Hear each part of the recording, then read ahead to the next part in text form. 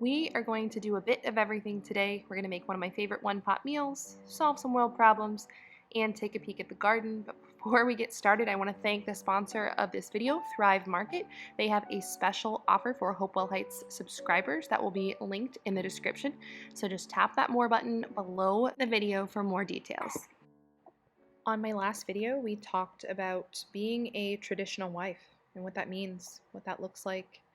And today we're going to talk about what to do when you want to be a traditional wife, you like the idea of being a traditional wife, you want to be home with your children, but you just don't enjoy it. I'm 34 now, I'll be 35 soon, and our oldest child is going to be 13. We've been married for a long time, and it's been a very bumpy road to get to the place we are now in our marriage and family life, because probably like many of you, I went, in high school, the big focus was, what are you going to be when you grow up? And being a homemaker wasn't an option. What they meant by that is, what are you going to do for your job? What are you going to do for your career?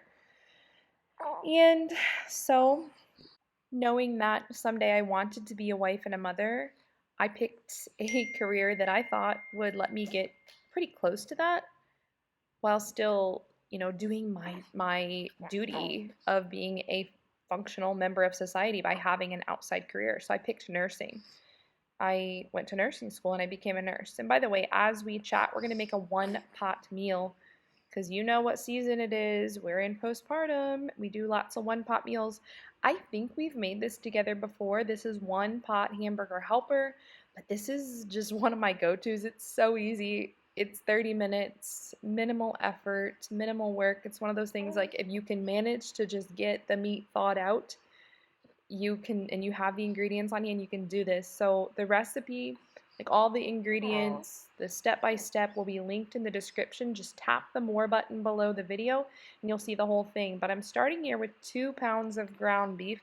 I always use lots of meat when I'm cooking, because that's what you need in a hearty meal to actually fill you up. I don't want to totally carb load my family, although we're not scared of carbs either. So we're starting with browning our beef here.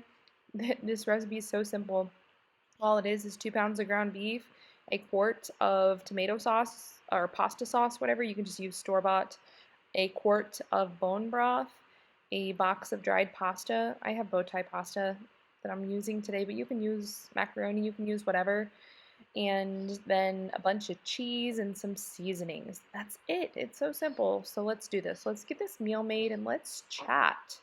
I will tell you a little bit about, like I said, about my journey, starting off as a career woman who wanted to be a wife and a mother, and kind of like navigating the road to becoming a full-time homemaker. I went to college. I actually played sports in college. I played college volleyball.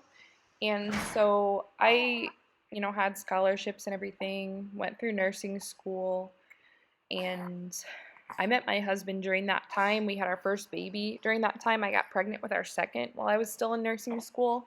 And I actually walked the stage to get my bachelor's, toddler on my hip, 36 or so weeks pregnant. And I already had a job lined up in an ICU, intensive care unit. So I was going into having my second baby knowing that I would get 8 weeks and then I would have to start a brand new career as an intensive care unit nurse. Needless to say, it was a very stressful time in my life, and there were a lot of conflicting emotions. In my heart, in my gut, I didn't want to leave my babies. I just wanted to be home with my babies, but I was, 22, 23, something like that. And at that time, I didn't allow that to be an option in my mind, because that's just not how I grew up. That's not what I heard. That just wasn't on the table. I thought that I had to pursue my career, and not only pursue a career, but like take it to the very furthest I could take it to really be considered successful as a woman. All right, we are going to take just a quick break so I can tell you about the sponsor of this video, Thrive Market. Thrive Market is an online grocery store with a huge selection of healthy options for groceries, household items, just all the things you need, all the things that you would get if you went to the local grocery store. But the great thing about Thrive is that your order ships straight to your door, and orders over $49 ship for free. So this little order you see behind me was just kind of like, I needed some things, had forgotten some things. I just placed a little order. It was over $49 and it shipped to my door for free, which is so nice. Thrive offers a monthly membership option. It's $12 a month, or they offer an annual membership option, which is $59.95 a month. That is so much cheaper than any other grocery delivery service that I'm aware of. The local grocery delivery service that I used to use was over double that cost. And what I love about Thrive is when you get a Thrive membership, you're not committing to anything. So you don't have to place grocery orders that you don't need. You just order whenever you want. And there's also no limit. So I can place as many orders as I want, which as our family grows, I'm still kind of adjusting to how much food we're consuming, especially since I have kids that are like getting closer to the teenage years. We're eating so much food. It's insane. And I just haven't caught up with my grocery shopping. Like, I'll think that I'm doing pretty good, place a huge grocery order, get everything, and then a few days later realize that I either forgot something or we're just going through food a lot quicker than we had before. So anyway, I love that I can hop on my Thrive app and just place a quick order like in between my big orders. And like I said, it ships to my door super quick for free. And another thing is there's no additional hidden fees. Like there's no tips, there's no markup for the delivery service. I mean, the delivery is free. The grocery prices aren't raised because I'm getting them delivered to me. And if you've used a local grocery delivery service, you know what I mean by those extra fees. It's like you load up your cart and it says 50 bucks, and when you go to checkout, it's 75. It's like, how did that just happen? You will not have to deal with that with Thrive Market. In addition to free shipping, Thrive also does price match. So if you find something cheaper somewhere else, just let them know and they will match that price. And also, if at the end of your membership, you feel like you didn't save enough money, which that's definitely not gonna happen. I save a ton of money every order, but if you feel like you didn't save enough money, then they will refund you your membership fee. So you really have nothing to lose by trying Thrive Market. Other things that I love about them is that they do make a huge effort to be environmentally friendly. They ship everything from zero waste warehouses, and they're also very charitable. So for every paid annual membership, they donate a membership to a family in need. Not every company is going to check every box for you, but I love when a company will check a few of my boxes as far as sharing some of the same values that I have. I think I've talked to you guys before about how my thyroid tends to act a little bit crazy postpartum, and it's kind of been doing that lately. So what I found works really good for me is just to cut back on grains until my body has a chance to really recover from birth. There's just a huge demand in the postpartum season, right? You're breastfeeding, you're recovering, you've got other kids to take care of, and processing grains isn't always easy, even when you do sourdough and you do ferment everything. So anyway, for me, cutting back on the grains is really helpful, and Thrive Market also has a huge selection of grain-free, gluten-free items. One of my favorite things is this jovial pasta. So good. I use it in my one-pot meals, like the one-pot hamburger helper that's in this video. I've used this pasta in that, and it tastes just the same. It's great. So that is another added bonus to Thrive Market, is that they have a wide selection of foods for different diets. If you are paleo or if you're gluten-free or whatever, they will have what you need. When you try Thrive Market using my link, thrivemarket.com/Hopewell Heights, you will get 30% off your first order plus a free gift worth up to $60. So I will put that link, it'll be on the screen here, but I will put it in the description below with more details. So just tap the more button below the video, check out my link, and give Thrive Market a try. So I had big plans. I was gonna work in the ICU. I was gonna work my way up through different specialties and ultimately be a nurse anesthetist. And I thought, okay, well, I'll have good hours, I'll make good money. This is gonna be great. I want like 10 kids. This is gonna be awesome. And yeah, you all know that's not how it works. As you have more children and you are working your way up the ladder in a career, it gets more stressful, not less stressful. Yeah, you make more money and that's nice, but that doesn't necessarily alleviate the stress at home that comes with having to leave your babies, especially if you want to leave your fertility in the hands of the Lord and you're having babies, kind of one right after the other. It's really hard, really, really hard. And I struggled a lot in those early years because we did have our first three back to back to back. I was working on my career. I was able to move up into a specialty position in a cardiac cath lab pretty quickly.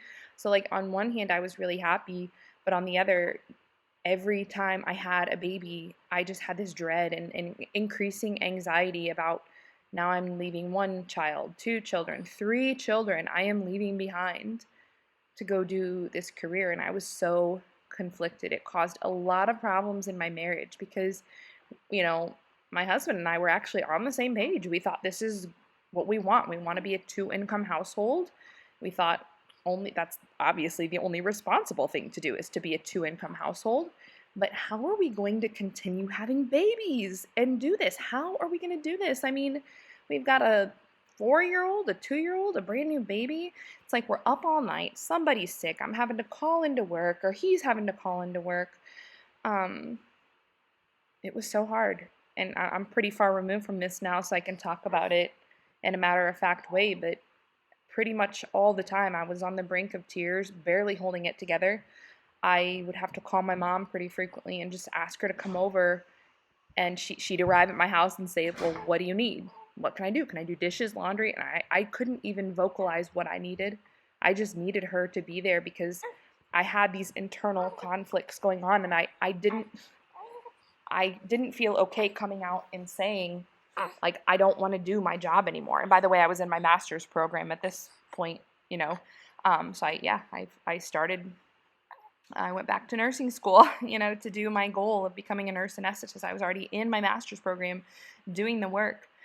And I just couldn't bring myself to say it out loud that I couldn't do this anymore, that I didn't want to do this anymore. I felt like such a failure. I mean, I had gone through college. I had these goals.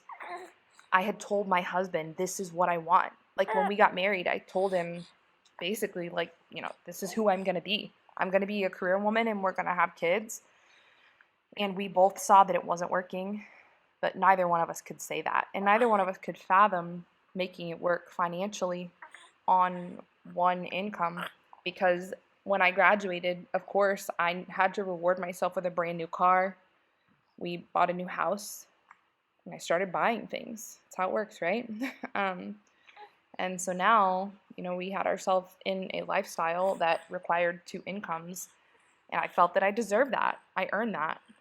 And I think it kind of like numbed the pain of being away from my babies to do retail therapy, to be totally honest. It was just a really dark time. I was experiencing all this joy of being a mother, but also this internal conflict of knowing that I didn't want to leave my babies. I wanted more babies and just didn't know what to do. So maybe you can relate. If you're listening to me talk and you can relate to this, share in the comments, because sharing our stories can be really helpful when other women are navigating something like this and they're feeling alone. Maybe they haven't had anyone in their life share a story like this, so I don't know, at least it helps me when I hear other women's stories of just the bumpy road to coming home, essentially. And that's obviously not the choice every woman will make, to come home, but many do. Working as a nurse, it's primarily a female, lots of ladies in nursing, right? And a lot of them are married and have kids, and this is the story. They don't want to be there. They spend all this money and time becoming a nurse and then realize they just want to be home with their kids and chickens, like making food for their husband. I mean, there are memes about this because it's just such a classic pattern. So over the years, we've done a little bit of back and forth. Once I finally, told my husband, I can't do this anymore. I don't want to do this anymore. That conversation didn't go well. And I understand why, because I was wishy-washy myself. I was like talking out of both sides of my mouth, saying I didn't really know what I wanted. And so he was understandably like, well, I don't know what to tell you here. But ultimately, he supported me and said, okay, we'll just make it work. We'll see what we can do and we'll make it work. And I came home. And this is something that is just not talked about enough. But I tell you what, that adjustment period from leaving my career and coming home to be a homemaker was so difficult. It was what I wanted. I had finally admitted to myself that it was what I wanted more than anything. But then when I actually came home, I experienced disappointment, if I'm going to be totally honest. Things were kind of chaotic because I just wasn't used to being home 100% of the time. I experienced a little bit of an identity crisis because I wasn't earning an income. I didn't have this identity outside of my home anymore as a nurse. And it was just a really trying time. I came home and started homeschooling my kids. Before that, they had gone to a preschool. So this was the life I wanted. All my dreams were finally coming true, and I was kind of miserable. And I think this happens a lot. And like I said, it's just not talked about. So a year later, we ended up sending our kids to school, and I went back to work. Like I said, we've had a really bumpy road. So they went back to school. I went back to work feeling so defeated, almost just embarrassed. I let myself down. I felt like I let my family down, let my kids down. I knew in my heart that I needed to and wanted to be a homemaker, but I just felt like I failed. I felt like everything, like I said, was just chaos, and I was so discontent, and all the problems I thought that were going to be solved weren't. So I went back. I sent the kids back, and it didn't take long until I realized that wasn't the solution. I was going to have to figure something out. Going back to what wasn't working was not the solution. So I needed to figure it out. I needed to figure out what to do, as far as making this homemaking thing work, both financially and in my own contentedness. And that is when I really started diving in, on the faith side. And I understood that I needed to have a heart change, and I needed to learn how to practically run my home. And my husband was actually very helpful in this process because he helped me to see that there were changes I needed to make if I wanted to have this homesteading, homemaking thing happen. And one of those was I needed to scale back on my social life. So when I first came home, I left my job, became a homemaker, I didn't have any sort of routine in our days or in our home. It was essentially just chaos. I slept in every day, not super late, but basically the kids would wake me up every day. I wasn't getting up early to prepare for the day. The kids were waking me up. I said yes to everything, all the fun activities, all the social things, grabbing coffee with this person and that person. So I was running to town all the time.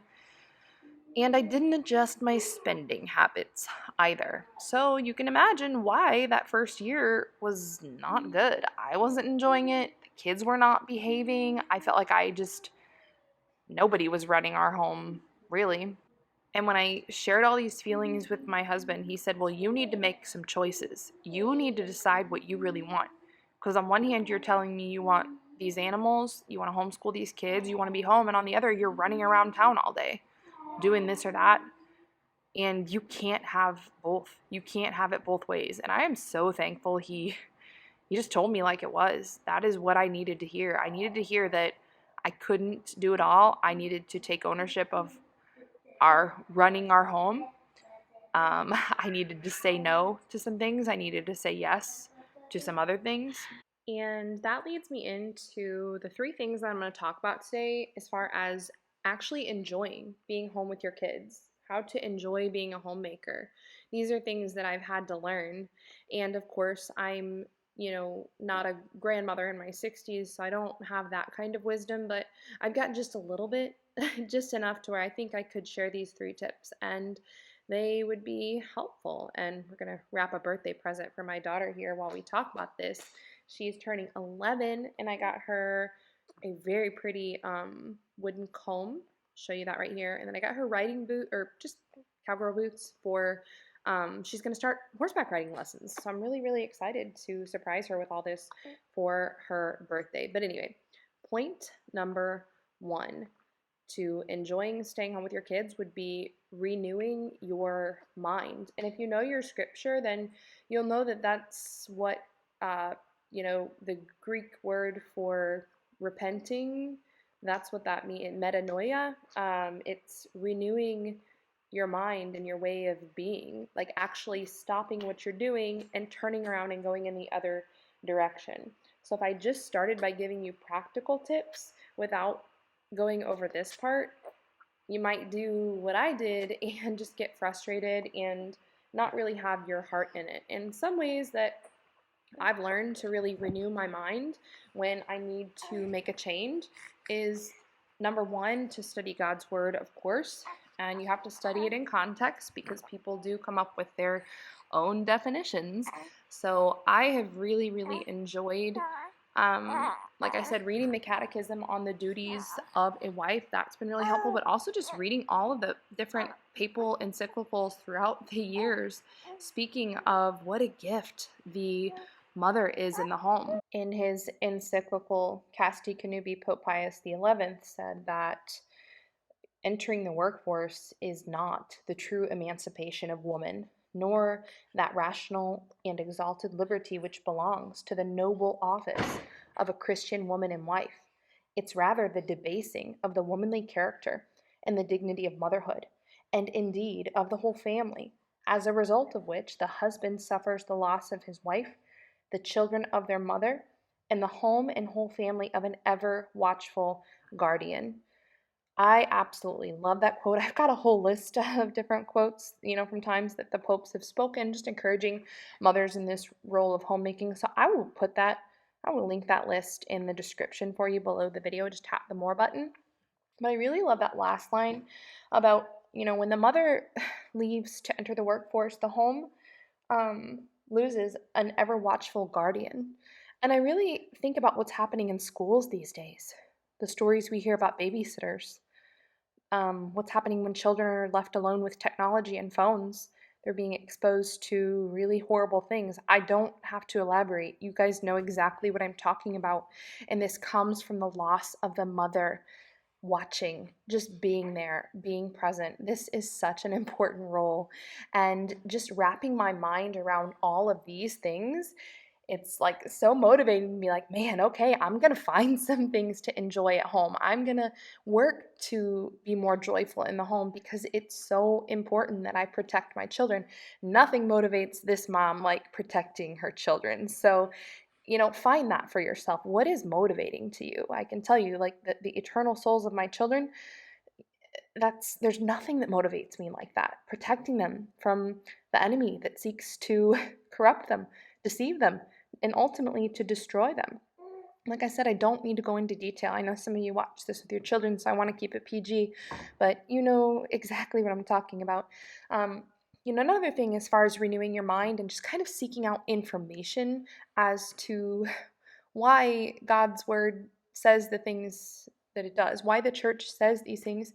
You can even find secular sources talking about the damage that is done to children when they're separated from their mother, when they are essentially raised outside of the home for a large portion of their childhood. And obviously, I know, and even the church understands that sometimes there are situations that a woman can't help. Maybe her husband dies, or he's severely disabled, or there are really tragic situations where maybe a man isn't doing his duty and refuses to work. That's very hard on a wife. There are situations in which a woman has to work, and it's not her fault. It's not the kid's fault.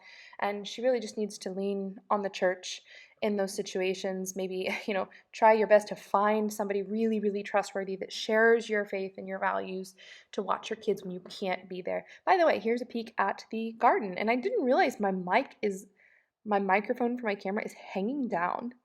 So that's that fuzzy thing at the top of the screen now that I'm doing the voiceover. I'm just going to leave it. I could crop it, but I'm just going to leave it. But anyway, even secular sources are well aware of the damages done when children are separated from their mother. Lila Rose, she's with Live Action. She does a lot of pro-life work. She had somebody on her podcast that talked about this, and I'm just going to link it for you guys. It's heartbreaking, and especially heartbreaking for me because I did send my kids to daycare when they were younger, and it's like, oh man, I knew, in my gut at that time, like I hated it, but you can't go back in time. So anyway, it's kind of heartbreaking to me, but I'll link that podcast episode in the description if you just want to check that out, give it a listen. And, that can be your why.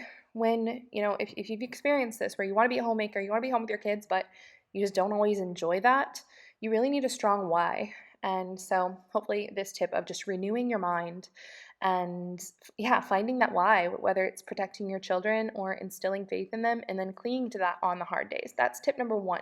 Tip number 2 would be to order your home and structure your days.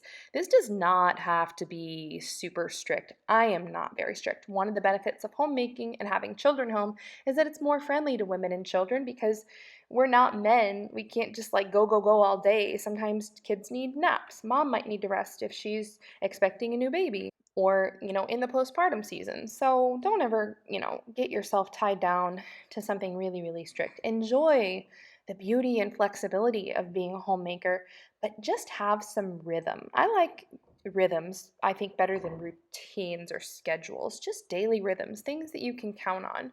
And, it can be simple things like make some non negotiables in your day. One can be making your bed. Okay, there you go. Everybody's beds are made. Another can be just getting everybody dressed. Your family will be dressed for the day. You're not going to have a day where it's 5 o'clock and you're in your pajamas and you just feel like you haven't accomplished anything. Another one could be making 3 meals from scratch. That is going to take up a lot of time. I'm not saying you have to do that, but I'm saying if you're looking for order and structure in your day and ideas to take up time in a productive way, cooking from scratch will surely do that. Take up a little hobby like gardening or crocheting, something like that. Make prayer and Bible reading or Bible study a non-negotiable part of your day. Pick something to teach one of your children. Maybe if they're little and they're not school-aged yet, you can teach them their letter sounds.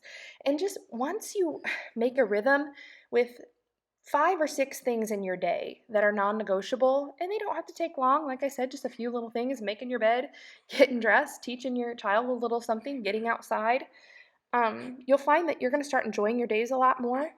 It also improves children's behavior just to have rhythms that they can count on, and you will feel a sense of accomplishment at the end of the day. So that's tip number 2 is order your home and structure your days. And then obviously as you go as a mother, you have more children, you're going to have more on your plate and you'll get a lot better at this. You'll be able to take more on, and that will look different for every woman. Like not we don't all have the same capacity, but you'll just have to tune in to understand what your capacity is. And one great way to know like what you do have the capacity for is to ask your husband. He's the person that lives closest to you. He lives with you. He sleeps in bed with you. He knows you better than anybody.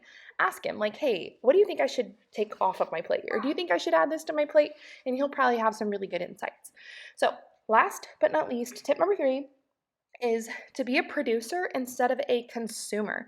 This might take some time because when you're a new mom, if you didn't grow up homemaking, you're going to probably need to consume some information to learn skills, but you also don't want to sit and get stuck in the scroll hole all day long. It's so easy to do just consuming TV or podcasts or whatever, but make sure that every day you're producing something, and that can even be something as simple as your meals.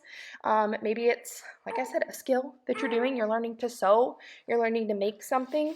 Um, even reading is better than just sitting on your phone all day long. So those are my 3 tips to enjoy being home with your kids, to enjoy being a homemaker. And it's not going to happen overnight. It's going to take time to, number 1, renew your mind. Number 2, start to, get some order to your home and structure your days. And last but not least, to produce instead of just consuming all the time. I hope these tips were helpful. That is it for today. I will see you all next week. Everything I talked about will be linked in the description below this video, including my link for Thrive Market. Remember, you get 30% off your first order and an additional free gift worth up to $60 when you join using my link.